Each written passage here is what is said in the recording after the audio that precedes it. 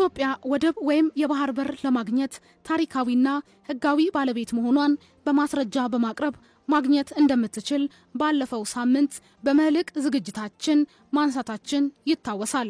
የመንግስት ቁርጠኛ መሆን የመንግስታት የእርስ በርስ ዲፕሎማሲያዊ ግንኙነትን ማድረግ ለምስራቅ አፍሪካ የልማት በይነ መንግስታት ድርጅት ኢጋድ ለዓለም አቀፍ ፍርድ ቤት ለአፍሪካ ህብረት ጥያቄ ማንሳትና መሰል ሀገራት ጣልቃ ገብተው ኢትዮጵያን የባህር በር ወይም የወደብ ባለቤት ማድረግ እንደሚቻልና ህጋዊ መብት እንዳላት የተመለከትነው ጉዳይ ነው።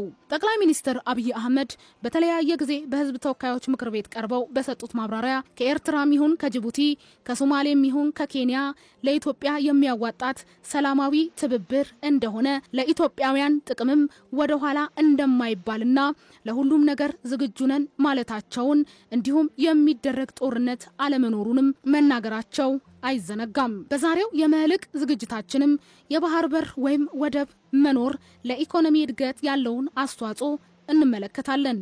ፍቅር ተቢታው ነኝ። የወደብ ባለቤትነት ቀጣይነት ያለው ኢኮኖሚያዊ እድገትን የሚያረጋግጥ ለአንድ ሀገር የወጪና ገቢ ንግድ የጀርባ አጥንት መሆኑን የዘርፉ ባለሙያዎች የሚስማሙበት ነው። ለኢኮኖሚ ልማት አስቻይ አቅምን የሚፈጥር ሲሆን ቀጣይነት ያለውን እድገት ለማረጋገጥ የወደብ ጉዳይ ወሳኝ መሆኑ የሚያጠያይቅ አይደለም። በሀገራችን እየጨመረ የመጣው የህዝብ ቁጥርና የወጪ ገቢ ንግድ ፈታኝ ሁኔታዎችን ማስተናገድ ከጀመረ ውሎ አድሯል። በተለይም ለውጪ ንግድ መፍትሄ ሊሰጡ የሚችሉ የወደብ አማራጮችን ለማግኘት ከጎረቤት ሀገራት ከፍተኛ ንግግርና ዲፕሎማሲያዊ ጥረቶች እየተካሄዱ ቢሆንም የሚጠየቀው ወይም የሚያስፈልገውን ወጪ የሚቀንስ አልሆነም። በምንም አጋጣሚ ለወደብ መቅረብና የወደብ ባለቤት መሆን ግን ለኢኮኖሚ እድገትም ሆነ ለሀገር እድገት እጅግ ወሳኝ ጉዳዮች ናቸው። ዓለም ላይ ያሉ ሀገራት ለኢኮኖሚም ይሁን ለከተሞች እድገት ዋናውና ቀዳሚው ምክንያት የወደብ ባለቤት መሆናቸው እንደሆነ ይጠቀሳል። አሜሪካ፣ ሩሲያ፣ ቻይና፣ ጃፓንና ብዙዎች የአውሮፓና ላቲን አሜሪካ ሀገሮች ለኢኮኖሚ ጥንካሬያቸው ብቻም ሳይሆን ለደህንነታቸውም ቢሆን ወሳኝ ሀብት የባህር በር መሆኑን የዘርፉ ባለሙያዎች ይገልጻሉ። የኢትዮጵያ የወደብ አስፈላጊነት ጥያቄ ለዘመናት ሲንከባለል የቆየ ሲሆን ለወጪና ገቢ ንግድ ወደብ ቢያስፈልጋትም ለዘመናት ወደብ አልባ ሆና መቆየቷ ለዚህም መፍትሄ ይሆን ዘንድ በጅቡቲ ወደብ መጠቀሟ ብዙ የውጭ ምንዛሪዎችን እንድታጣ አድርጓታል። አሁን ላይ ኢትዮጵያ ለገቢና ወጪ ንግድ የጅቡቲን ወደብ የምትጠቀም ሲሆን ጅቡቲ ከኢትዮጵያ ጋር ያላት የኢኮኖሚ ትስስር ከፍተኛ ሲሆን ገቢያቸው 70% ኢትዮጵያ ከምትከፍለው የወደብ አገልግሎት የምታገኘው እንደሆነም መረጃዎች ይጠቁማሉ። ኢትዮጵያ በየዓመቱ ለወደብ ክራይ $2 ቢሊዮን እየከፈለች ወይም ወጪ ያወጣች ሲሆን የህዝብ ቁጥር እየጨመረ ሲሄድ ግን ወጪው አሳሳቢ የሆነ የሚመጣ በመሆኑ ሊታሰብበት የሚገባ ጉዳይ ነው። በተጨማሪም ቀይ ባህር ወይም ህንድ ውቅያኖስ በአፍሪካ ቀንድ ላይ ያለው የጂኦፖለቲካ ተጽዕኖ ትልቅ በመሆኑ ለኢትዮጵያ የሚኖረው ጠቀሜታ የገንዘብ ጉዳይ ብቻ እንደማይሆን ይጠቀሳል። ወደብ አልባ ሀገር መሆናችን ኢኮኖሚው ላይ ትልቅ ጫና አለው የሚሉት የዘርፉ ባለሙያዎች በሌላ በኩል ወደብ ላይ የሚደረግ ቁጥጥር አለመኖሩም ሌላኛው ተግዳሮትና ስጋት ነው። በአፍሪካ ሀገራት ትልቋ የሆነችው ኢትዮጵያ ወደብ አልባ ሀገር በመሆኗ ትልቅ የሚባሉ ጥቅሞችን እንዳታገኝ አድርጓታል። ቀይ ባህር ላይ የአሳ የነዳጅና የመሳሰሉት ሀብቶች በመኖራቸው ወደብ አልባ መሆናችን እነዚህን ጥቅሞች አሳጥቷል።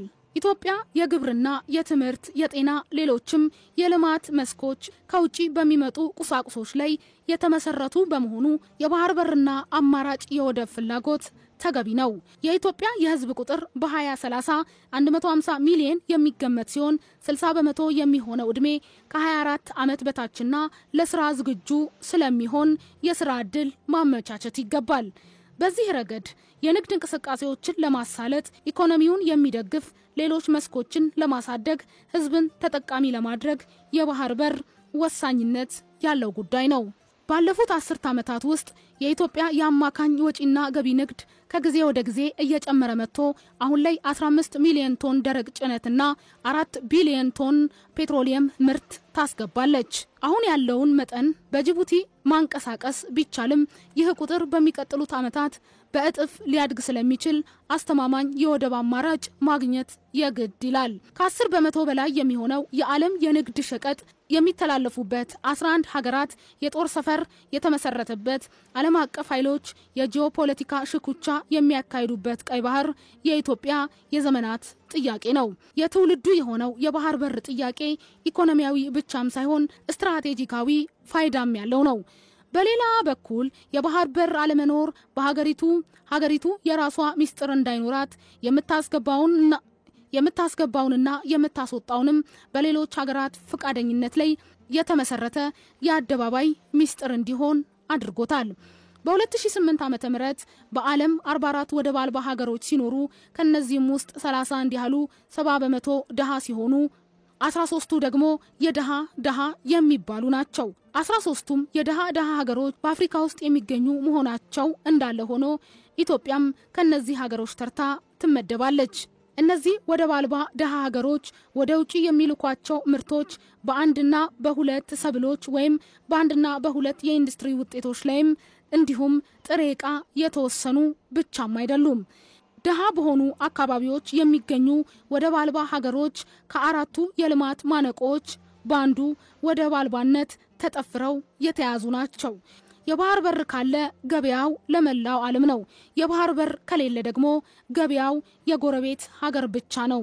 በጥቅሉ ወደብ አልባ ሀገሮች የጎረቤቶቻቸው እስረኞች ናቸው ማለት ይቻላል።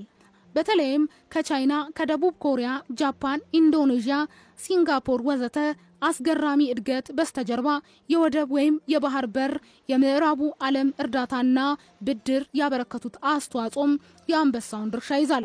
ወደብ ይዘው ለትርምስና ለድህነት የተጋለጡ እንደ ሶማሊያና ኤርትራ ያሉ ሀገሮች ካልሆኑ በስተቀር ብዙዎቹ ቢያንስ የተረጋጋ ኢኮኖሚ ፍሰትና የህዝብ ተጠቃሚነትን ማረጋገጣቸውንም ዓለም አቀፍ ተንታኞች ያነሳሉ። ለእድገታችን ወሳኝ ብቻ ሳይሆን የደህንነታችንም ህልውና በባህር በር ላይ የተመሰረተ ነው። የባህር በር በአንድ ሀገር ላይ ከሉዓላዊነት እኩል የሚታይ የመኖርና ያለመኖር ዋስትና ነው። የኢኮኖሚ፣ የፖለቲካ፣ የንግድ፣ የዲፕሎማሲያዊ፣ የደህንነት የጀርባ አጥንት ሆኖ አንዱን ከአንዱ የሚያስተሳስር የህዝብ ለህዝብ ግንኙነትና ንግድን የሚያጠናክር በብዙ መልኩ ለሁሉም የኢኮኖሚ ምሰሶ ናቸው ለሚባሉ ነገሮች ላይ ለውጥና ስልጣኔም ለማምጣት አስተዋጽኦ የሚያበረክት ነው። ከህዝብ ቁጥር ጋር ሲጣመር ደግሞ የሚሰጠው ጥቅምና የሚያጎድለው ጉድለትም የዚያኑ ልክ ነው። ሀገራችን ከቀጠናው አልፋ አፍሪካን ተሻግራ በዓለም አቀፍ ደረጃ ስመጥር የግዙፍ ኢኮኖሚ ባለቤት ለመሆን የወደብ ጥያቄዋ ምላሽ ማግኘት አለበት። የዛሬን አበቃን።